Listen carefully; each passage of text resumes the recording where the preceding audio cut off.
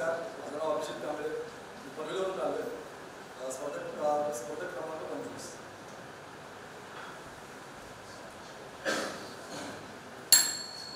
पिढा पिढा टळू दे, बळीच राज्य येऊ दे.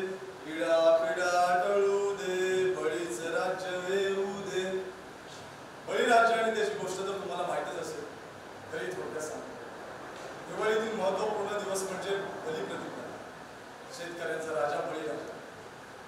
याच दिवशी बळीराजा पुन्हा आपल्या प्रजेला भेटेल अशी भावना आहे.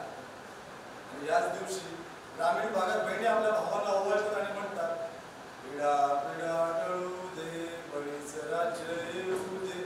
पिढा पिढा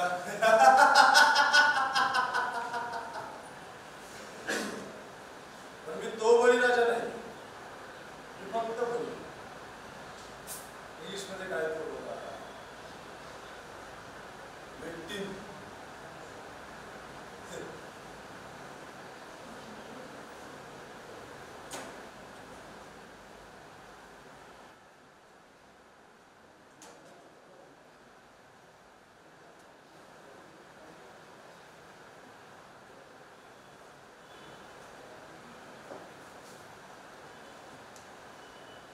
तसं तर मला कोणी विचारलंच नाही, तुम्ही विचारलं म्हणून सांगा.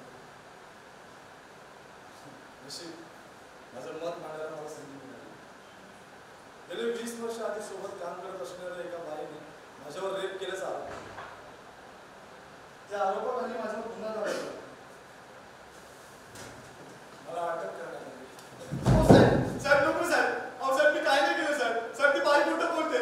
अहो साहेब माझी काही चुकी नाही. अहो साहेब मला 2 मुलं आहेत, तुम्ही असं काय करेल साहेब, मला सोडून द्या साहेब. तसा माझ्या विरोधात एकही पुरावा नव्हता साहेब. एक बाई बोलली, ती खोटं काय सांगेल?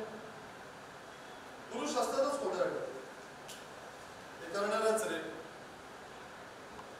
आज 20 वर्षांनी माझी निर्दोष मुक्तता होती.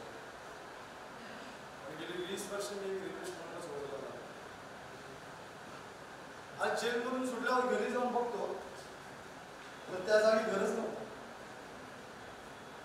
बायका मुलांचा काहीच पत्ता नव्हता. आईच्याकडून कळलं, मोठा भाऊ आणि आई आज जग सोडून गेले.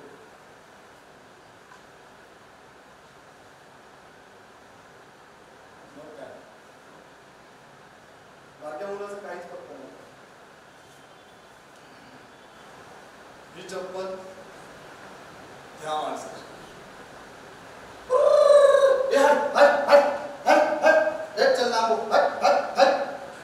नमस्कार, मी सिक्युरिटी गार्ड म्हणून एका सोसायटीत काम करतो.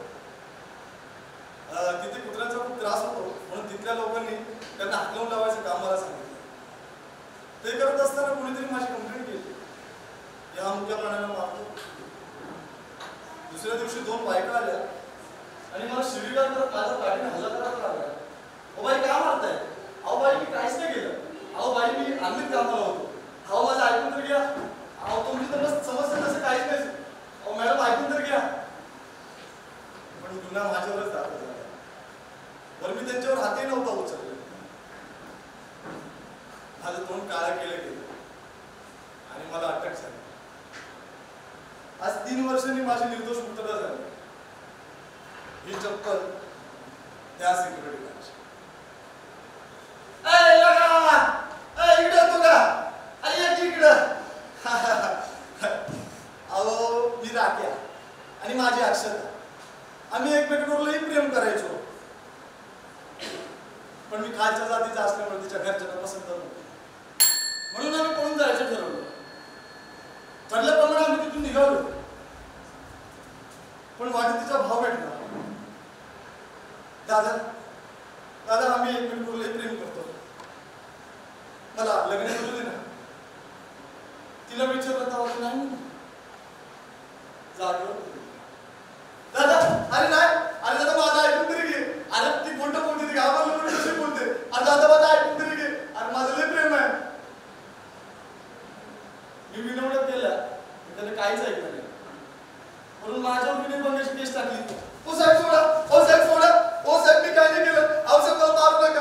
अहो साहेब माझं ऐकून तरी घ्या, माझं तिच्यावर खरोखर प्रेम आहे. अहो तो दादा खोटं बोलतो, साहेब ऐकून तरी घ्या.